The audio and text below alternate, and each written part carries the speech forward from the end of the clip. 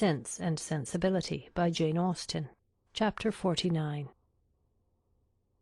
Unaccountable, however, as the circumstances of his release might appear to the whole family, it was certain that Edward was free, and to what purpose that freedom would be employed was easily predetermined by all.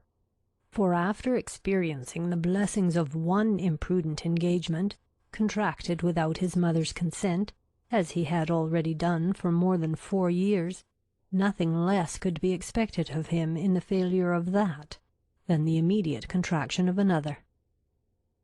His errand at Barton, in fact, was a simple one. It was only to ask Elinor to marry him, and considering that he was not altogether inexperienced in such a question, it might be strange that he should feel so uncomfortable in the present case as he really did, so much in need of encouragement and fresh air. How soon he had walked himself into the proper resolution, however, how soon an opportunity of exercising it occurred, in what manner he expressed himself, and how he was received, need not be particularly told. This only need be said, that when they all sat down to table at 4 o'clock, about 3 hours after his arrival, he had secured his lady, engaged her mother's consent, and was not only in the rapturous profession of the lover, but, in the reality of reason and truth, one of the happiest of men. His situation, indeed, was more than commonly joyful. He had more than the ordinary triumph of accepted love to swell his heart and raise his spirits. He was released without any reproach to himself from an entanglement which had long formed his misery, from a woman whom he had long ceased to love, and elevated at once to that security with another, which he must have thought of almost with despair, as soon as he had learnt to consider it with desire. He was brought, not from doubt or suspense, but from misery to happiness, and the change was openly spoken in such a genuine, flowing, grateful cheerfulness as his friends had never witnessed in him before. His heart was now open to Elinor, all its weaknesses, all its errors confessed, and his first boyish attachment to Lucy treated with all the philosophic dignity of 24. "It was a foolish, idle inclination on my side," said he, "the consequence of ignorance of the world, and want of employment. Had my brother given me some active profession when I was removed at 18 from the care of Mr. Pratt, I think, nay, I am sure it would never have happened. For though I left Longstaple with what I thought, at the time, a most unconquerable preference for his niece, yet had I then had any pursuit, any object to engage my time and keep me at a distance from her for a few months, I should very soon have outgrown the fancied attachment, especially by mixing more with the world, as in such case I must have done. But instead of having anything to do, instead of having any profession chosen for me, or being allowed to choose any myself, I returned home to be completely idle, and for the first 12 months afterwards I had not even the nominal employment which, belonging to the university, would have given me. For I was not entered at Oxford till I was 19. I had therefore nothing in the world to do but to fancy myself in love, and as my mother did not make my home in every respect comfortable, as I had no friend, no companion in my brother, and disliked new acquaintance, it was not unnatural for me to be very often at Longstaple, where I always felt myself at home, and was always sure of a welcome, and accordingly I spent the greatest part of my time there from 18 to 19. Lucy appeared everything that was amiable and obliging. She was pretty too, at least I thought so then, and I had seen so little of other women that I could make no comparisons, and see no defects. Considering everything, therefore, I hope, foolish as our engagement was, foolish as it has since in every way been proved, it was not at the time an unnatural or an inexcusable piece of folly. The change which a few hours had wrought in the minds and the happiness of the Dashwoods was so great, as promised them all the satisfaction of a sleepless night. Mrs. Dashwood, too happy to be comfortable, knew not how to love Edward, nor praise Elinor enough, how to be enough thankful for his release without wounding his delicacy, nor how at once to give them leisure for unrestrained conversation together, and yet enjoy, as she wished, the sight and society of both. Marianne could speak her happiness only by tears. Comparisons would occur, regrets would arise, and her joy, though sincere as her love for her sister, was of a kind to give her neither spirits nor language. But Elinor, how are her feelings to be described? From the moment of learning that Lucy was married to another, that Edward was free, to the moment of his justifying the hopes which had so instantly followed, she was everything by turns but tranquil. But when the second moment had passed, when she found every doubt, every solicitude removed, compared her situation with what so lately it had been, saw him honourably released from his former engagement, saw him instantly profiting by the release to address herself and declare an affection as tender, as constant as she had ever supposed it to be, she was oppressed, she was overcome by her own felicity, and, happily disposed as is the human mind to be easily familiarized with any change for the better, it required several hours to give sedateness to her spirits, or any degree of tranquillity to her heart. Edward was now fixed at the cottage at least for a week. For whatever other claims might be made on him, it was impossible that less than a week should be given up to the enjoyment of Elinor's company, or suffice to say half that was to be said of the past, the present, and the future. For though a very few hours spent in the hard labour of incessant talking will dispatch more subjects than can really be in common between any two rational creatures, yet with lovers it is different. Between them no subject is finished, no communication is even made till it has been made at least 20 times over. Lucy's marriage, the unceasing and reasonable wonder among them all, formed, of course, one of the earliest discussions of the lovers, and Elinor's particular knowledge of each party made it appear to her in every view as one of the most extraordinary and unaccountable circumstances she had ever heard. How they could be thrown together, and by what attraction Robert could be drawn on to marry a girl of whose beauty she had herself heard him speak without any admiration, a girl too already engaged to his brother, and on whose account that brother had been thrown off by his family, it was beyond her comprehension to make out. To her own heart it was a delightful affair, to her imagination it was even a ridiculous one, but to her reason, her judgment, it was completely a puzzle.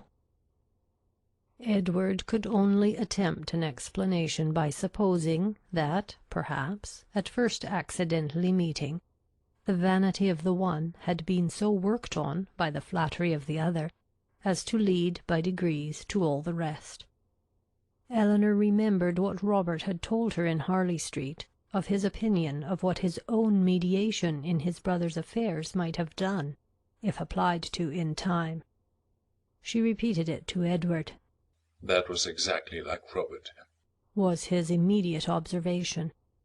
"And that," he presently added, "might perhaps be in his head when the acquaintance between them first began.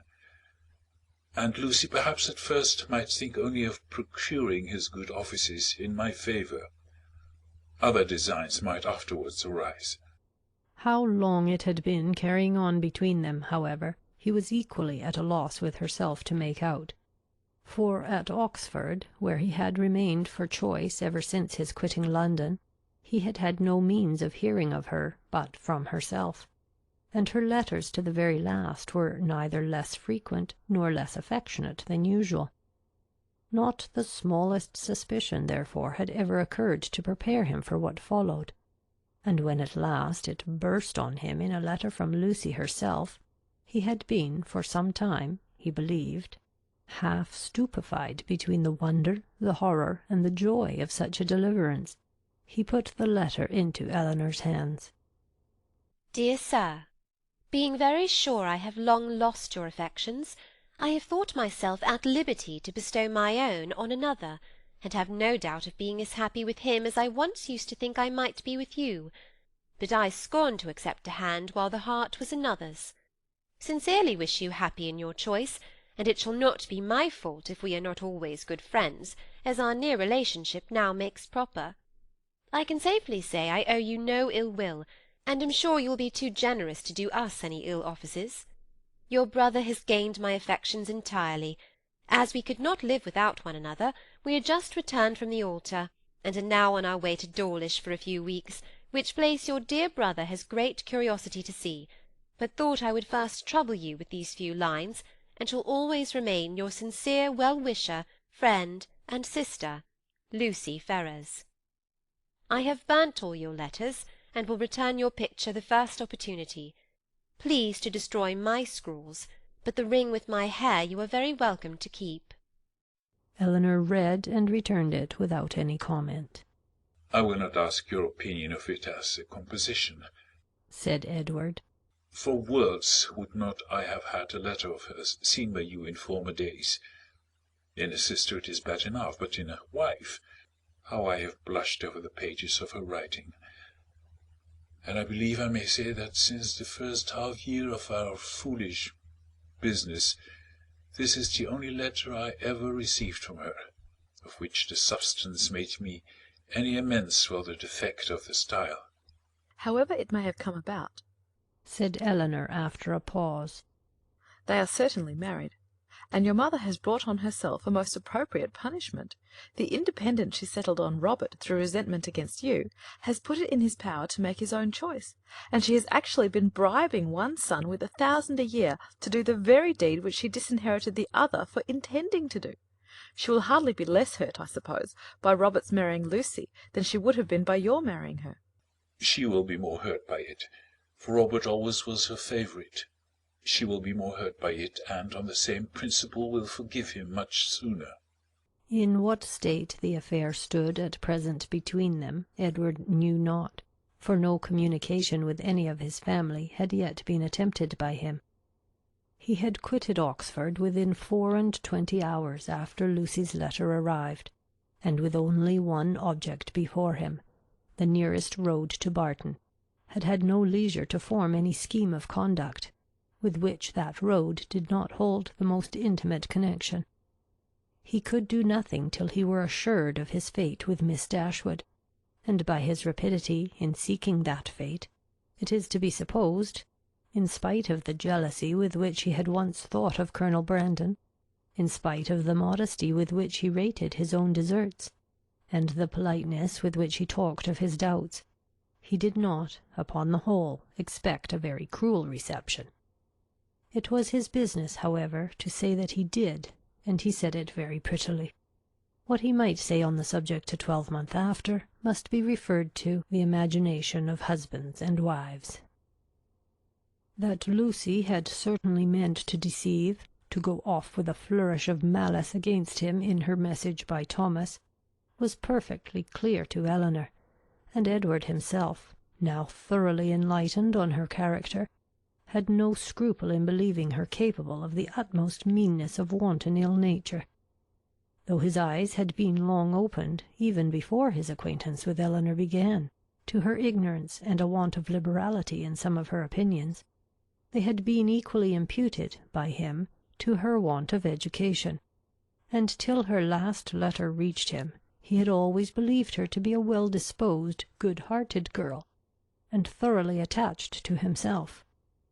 Nothing but such a persuasion could have prevented his putting an end to an engagement, which, long before the discovery of it laid him open to his mother's anger, had been a continual source of disquiet and regret to him. I thought it my duty, said he, independent of my feelings, to give her the option of continuing the engagement or not, when I was renounced by my mother and stood, to all appearance, without a friend in the world to assist me. In such a situation as that, where there seemed nothing to tempt the avarice or the vanity of any living creature, how could I suppose, when she so earnestly, so warmly insisted on sharing my fate, whatever it might be, that anything but the most disinterested affection was her inducement? And even now I cannot comprehend on what motive she acted, or what fancied advantage it could be to her to be fettered to a man for whom she had not the smallest regard, and who had only £2,000 in the world. She could not foresee that Colonel Brandon would give me a living. No, but she might suppose that something would occur in your favour, that your own family might in time relent. And at any rate she lost nothing by continuing the engagement, for she has proved that it fettered neither her inclination nor her actions. The connection was certainly a respectable one, and probably gained her consideration among her friends, and if nothing more advantageous occurred, it would be better for her to marry you than be single. Edward was, of course, immediately convinced that nothing could have been more natural than Lucy's conduct, nor more self-evident than the motive of it. Elinor scolded him harshly, as ladies always scold the imprudence which compliments themselves, for having spent so much time with them at Norland, when he must have felt his own inconstancy. Your behaviour was certainly very wrong, said she, because, to say nothing of my own conviction, our relations were all led away by it to fancy and expect what, as you were then situated, could never be. He could only plead an ignorance of his own heart, and a mistaken confidence in the force of his engagement. I was simple enough to think that, because my faith was plighted to another, there could be no danger in my being with you, and that the consciousness of my engagement was to keep my heart as safe and sacred as my honour. I felt that I admired you, but I told myself it was only friendship. Until I began to make comparisons between yourself and Lucy, I did not know how far I was got. After that, I suppose I was wrong in remaining so much in Sussex, and the arguments with which I reconciled myself to the expediency of it were no better than these. The danger is my own. I am doing no injury to anybody but myself. Elinor smiled and shook her head. Edward heard with pleasure of Colonel Brandon's being expected at the cottage, as he really wished not only to be better acquainted with him, but to have an opportunity of convincing him that he no longer resented his giving him the living of Delaford. "Which at present," said he, "after thanks so ungraciously delivered as mine were on the occasion, he must think I have never forgiven him for offering." Now he felt astonished himself that he had never yet been to the place, but so little interest had he taken in the matter that he owed all his knowledge of the house, garden, and glebe, extent of the parish, condition of the land, and rate of the tithes, to Elinor herself, who had heard so much of it from Colonel Brandon, and heard it with so much attention as to be entirely mistress of the subject. One question after this only remained undecided between them. One difficulty only was to be overcome. They were brought together by mutual affection, with the warmest approbation of their real friends. Their intimate knowledge of each other seemed to make their happiness certain, and they only wanted something to live upon. Edward had £2,000, and Elinor £1, which, with Delaford living, was all that they could call their own, for it was impossible that Mrs. Dashwood should advance anything, and they were neither of them quite enough in love to think that £350 a year would supply them with the comforts of life. Edward was not entirely without hopes of some favourable change in his mother towards him, and on that he rested for the residue of their income. But Elinor had no such dependence, for since Edward would still be unable to marry Miss Morton, and his choosing herself had been spoken of in Mrs. Ferrars's flattering language as only a lesser evil than his choosing Lucy Steele, she feared that Robert's offence would serve no other purpose than to enrich Fanny. About 4 days after Edward's arrival, Colonel Brandon appeared, to complete Mrs. Dashwood's satisfaction, and to give her the dignity of having, for the first time since her living at Barton, more company with her than her house would hold. Edward was allowed to retain the privilege of first comer, and Colonel Brandon therefore walked every night to his old quarters at the park, from whence he usually returned in the morning, early enough to interrupt the lovers' first tete-a-tete before breakfast. A 3 weeks' residence at Delaford, where, in his evening hours at least, he had little to do but to calculate the disproportion between 36 and 17, brought him to Barton in a temper of mind which needed all the improvement in Marianne's looks, all the kindness of her welcome, and all the encouragement of her mother's language, to make it cheerful. Among such friends, however, and such flattery, he did revive. No rumour of Lucy's marriage had yet reached him. He knew nothing of what had passed, and the first hours of his visit were consequently spent in hearing and in wondering. Everything was explained to him by Mrs. Dashwood, and he found fresh reason to rejoice in what he had done for Mr. Ferrars, since eventually it promoted the interest of Elinor. It would be needless to say that the gentlemen advanced in the good opinion of each other, as they advanced in each other's acquaintance, for it could not be otherwise. Their resemblance in good principles and good sense, in disposition and manner of thinking, would probably have been sufficient to unite them in friendship, without any other attraction. But their being in love with two sisters, and two sisters fond of each other, made that mutual regard inevitable and immediate, which might otherwise have waited the effect of time and judgment. The letters from town, which a few days before would have made every nerve in Elinor's body thrill with transport, now arrived to be read with less emotion than mirth. Mrs. Jennings wrote to tell the wonderful tale, to vent her honest indignation against the jilting girl, and pour forth her compassion towards poor Mr. Edward, who, she was sure, had quite doted upon the worthless hussy, and was now, by all accounts, almost broken-hearted at Oxford. "I do think," she continued, "nothing was ever carried on so sly, for it was but 2 days before Lucy called and sat a couple of hours with me. Not a soul suspected anything of the matter, not even Nancy, who, poor soul, came crying to me the day after in a great fright for fear of Mrs. Ferrars, as well as not knowing how to get to Plymouth. For Lucy, it seems, borrowed all her money before she went off to be married, on purpose, we suppose, to make a show with, and poor Nancy had not 7 shillings in the world. So I was very glad to give her 5 guineas to take her down to Exeter, where she thinks of staying 3 or 4 weeks with Mrs. Burgess, in hopes, as I tell her, to fall in with the doctor again. And I must say that Lucy's crossness not to take them along with them in the chaise is worse than all.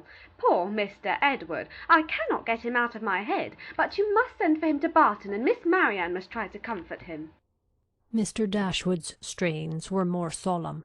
Mrs. Ferrars was the most unfortunate of women. Poor Fanny had suffered agonies of sensibility, and he considered the existence of each, under such a blow, with grateful wonder. Robert's offence was unpardonable, but Lucy's was infinitely worse. Neither of them were ever again to be mentioned to Mrs. Ferrars, and even if she might hereafter be induced to forgive her son, his wife should never be acknowledged as her daughter, nor be permitted to appear in her presence. The secrecy with which everything had been carried on between them was rationally treated as enormously heightening the crime, because, had any suspicion of it occurred to the others, proper measures would have been taken to prevent the marriage, and he called on Elinor to join with him in regretting that Lucy's engagement with Edward had not rather been fulfilled than that she should thus be the means of spreading misery farther in the family. He thus continued: "Mrs. Ferrars has never yet mentioned Edward's name, which does not surprise us. But, to our great astonishment, not a line has been received from him on the occasion. Perhaps, however, he is kept silent by his fear of offending, and I shall, therefore, give him a hint, by a line to Oxford, that his sister and I both think a letter of proper submission from him, addressed perhaps to Fanny, and by her shown to her mother, might not be taken amiss, for we all know the tenderness of Mrs. Ferrars's heart, and that she wishes for nothing so much as to be on good terms with her children. This paragraph was of some importance to the prospects and conduct of Edward. It determined him to attempt a reconciliation, though not exactly in the manner pointed out by their brother and sister. A letter of proper submission, repeated he. Would they have me beg my mother's pardon for Robert's ingratitude to her and breach of honour to me? I can make no submission. I am grown neither humble nor penitent by what has passed. I am grown very happy, but that would not interest. I know of no submission that is proper for me to make. You may certainly ask to be forgiven, said Elinor, because you have offended, and I think you might now venture so far as to profess some concern for having ever formed the engagement which drew on you your mother's anger. He agreed that he might. And when she has forgiven you, perhaps a little humility may be convenient, while acknowledging a second engagement almost as imprudent in her eyes as the first. He had nothing to urge against it, but still resisted the idea of a letter of proper submission, and therefore, to make it easier to him, as he declared a much greater willingness to make mean concessions by word of mouth than on paper, it was resolved that, instead of writing to Fanny, he should go to London, and personally entreat her good offices in his favour. And if they really do interest themselves, said Marianne, in her new character of candour, in bringing about a reconciliation, I shall think that even John and Fanny are not entirely without merit. After a visit on Colonel Brandon's side of only 3 or 4 days, the two gentlemen quitted Barton together. They were to go immediately to Delaford, that Edward might have some personal knowledge of his future home, and assist his patron and friend in deciding on what improvements were needed to it. And from thence, after staying there a couple of nights, he was to proceed on his journey to town. End of chapter 49.